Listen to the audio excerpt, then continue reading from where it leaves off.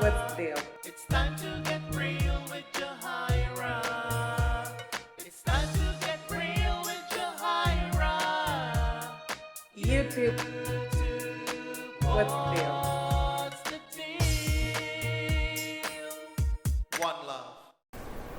YouTube, what's the deal? It's your girl Jahira, and I am back. What is going on, everybody? Alright, so doing a boob check here real quick. Alright, hi. I missed y'all. And I know that it has been a hot minute since you have heard that intro. I always have to thank mi primo, my cousin, my brother, my baby, my love, my friend, Amaru, of Amaru Online. I will link his page down below, and if you're not a subscriber, you desperately need to be, who arranged and produced and recorded that intro for me so very long ago. An intro that has had people stop me in the street to sing "It's Time to Get Real with Jahira." It is. I couldn't have asked for a better theme song or a more genuine and magnificent man to put it together for me, and I am grateful. I wanted to come in and I wanted to talk to y'all really essentially about the weekend that I had, and just to touch base and get some stuff off my chest. So I'm trying to think of how I'm going to do this. Obviously, not a lot of thought went into this before the camera went on. But, hey y'all, I finally started working on my sleeve again. This is recent, and I'm loving it. But yeah, there were two things that really occurred. I guess I'll just start with kind of like the darker stuff first. I kind of believe in bad news before the good so that you can end on an up note.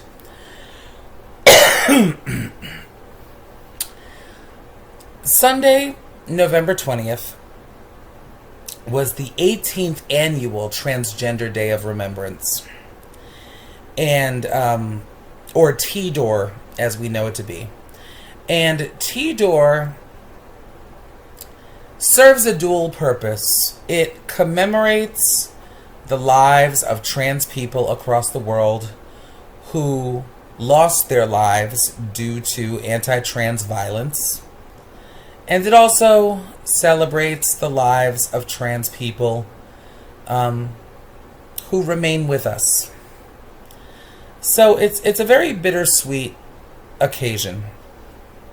And it began in response to the murder of a Massachusetts transgender woman of color by the name of Rita Hester. And I've talked about this on my channel before, so if you're an old subtastic, just bear with me. Rita Hester was a sister and a mentor and a friend of mine whom I loved dearly and miss dearly. And so I was in Boston over the weekend for two events, really one of them being TDoR officially, which was Sunday night. And again, I was there for the very first Trans Day of Remembrance, and I hadn't gone in a number of years. I hadn't been to a Day of Remembrance event since prior to moving to Kentucky, so we're talking about upwards of 6 years here. So I attended the event on Sunday, and on the one hand, I was impressed.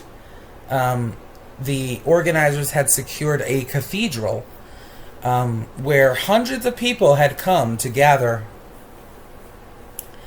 and bear witness to this occasion. I had auspicious in my head at the same time as occasion. Forgive me. But yeah, there were many people there. Noticeably absent were a lot of visibly trans women of color, but that is to a degree to be expected when 90% of the faces that you see and the names that you read are people who look like you. It can, indicate it as people who have been murdered. it can be traumatic. It is traumatic. It is traumatic. It is violent. I'm always reminded of Tina Turner, who stated in an interview once that, she to this day has never seen What's Love Got to Do with It. And when asked why, she replied, I don't have to see it, I've lived it. So you're talking about people that are living the violence that you would see portrayed at an event like that. So I can understand why they wouldn't be there. What I didn't understand is that why it did not feel as though trans people of color were really being centered at that event. They had, the MCs of the evening were trans people of color. There was a trans man of color and a trans woman of color. But it's almost to be expected that we would be placed up there for entertainment purposes. It's almost expected that that sort of thing would happen. It borders on the cliche. And then they had a man come up with his guitar and sing 2 songs that he apparently had wrote himself. I'm not saying that the songs were bad, but one of the songs that he sang while strumming on his guitar, this was a white trans man, I should say, he dedicated to Leila Alcorn. Now, for those of you who are not familiar with Leila Alcorn, she is a trans woman who in 2014, as a result of bullying, harassment, and the kind of rejection by her family that no one should ever have to experience in their life, died by suicide. Allow me to try to illuminate why this was problematic for me. This year, I believe there were 28, somewhere between 26 and 28 trans women in the United States who had been murdered. 96% of those trans women were trans women of color. And this is to say nothing of the, I believe, close to 300 trans people worldwide this year, as of November 2016 alone, who were murdered. And again, a disproportionate number of them were people of color. It is really hard for me to quantify why, when there has been such an overwhelming surge of violence, and the vast majority of that violence is targeted at trans people of color, why a person would choose to dedicate a song to an individual who died by to a white individual who died by their own hand. I realize that this might sound insensitive, but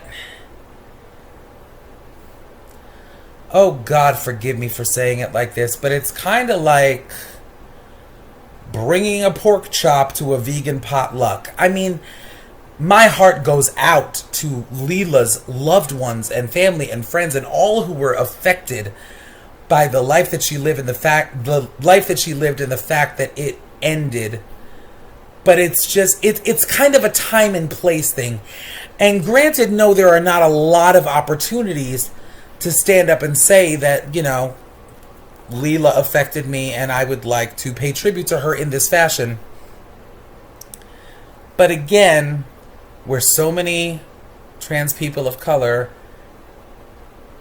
had no hand, had no choice in the fact that their lives were snuffed out.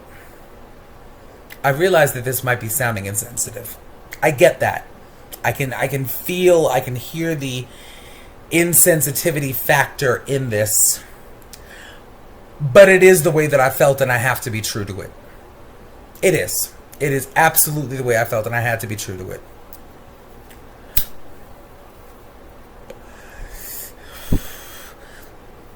In no way am I condemning Leila Alcorn's death. I really want to be clear about that. And I think that there's a huge conversation needing to be had around what drives people to suicide and how sometimes that is the only viable option left available to people. It is a wildly uncomfortable conversation that I think desperately needs to be had in this country. But again, contextually, in that space, I was bothered by that. And then we ended up making these two concentric circles. I was standing next to 3 other people of color. And these 2 white guys stood in front of us, blocking our view, blocking our trauma, blocking our pain. A lot of blocking happening. It was just, for me, it was just really problematic. And because TDoR originated in Boston 18 years ago, I have much higher standards for Boston. Much higher standards. As far as I'm concerned, Boston should be setting the precedent for every Day of Remembrance event across the world. Across the world. And it felt haphazard. It felt haphazard. It felt strewn together. And I really did walk away a bit perplexed, angry, nauseated. Pick one.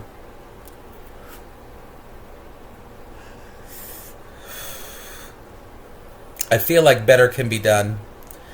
And maybe this is the powers that be telling me that I need to throw my hat in the ring, at least as far as offering suggestions or offering as best a hand as I can. It's a little too raw for me to kind of process that aspect of it right now. But it could be. Moving on to the good side, to the better of the 2 experiences for me. Saturday, November 19th, the day before all the Michigas transpired, I was asked, and this is some months prior, to be part of a speaking panel about Trans Day of Remembrance with some people whom I absolutely adore. These are trans advocates and activists. There was a young lady from New York by the name of Genovia Chase, whom I think is the salt of the freaking earth. There are no words for how deeply I adore her. Teak Milan, who is a man of such character, such integrity, whom you may know from MTV and whom you may know from various speaking engagements and visibility measures that he's taken. And a young lady by the name of Erin, who is a local Bostonian girl just starting out in her own advocacy. And I was part of this panel discussion. And I will insert some pictures. I'll insert the picture of the flyer will be here now.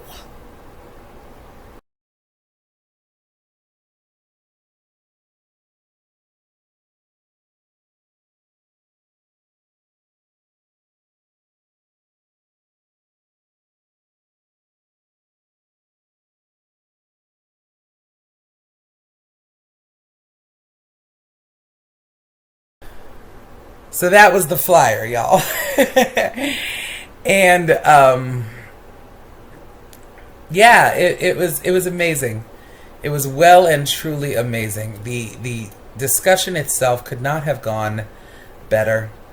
Those of you who are familiar with the story of myself and my father's family and my father know that, you know, from my own stance, from my own standpoint, I was disowned from my father and his side of the family for the most part. And my second cousin, whose name is Ellen, who is on my father's side of the family, whom I had not seen in 6 years, came to this event. I'm not going to cry. and was so present and so proactive, so engaged with the spirit of the event and the participants in the event. It blew my mind and exceeded my wildest expectations. I can't even begin to tell you what that meant to me. I was going to put up a video prior to the event, kind of trying to organize a little meet and greet for my local Boston Subtastics. It didn't really pan out in time, and I do apologize for that. If you guys would be interested in a meet and greet in the city of Boston precisely, please let me know, and I will do my utmost to make that happen. I'd love to meet as many of you as I possibly can. That would mean everything to me. But yeah, I just after the event, we were interviewed for a local newspaper.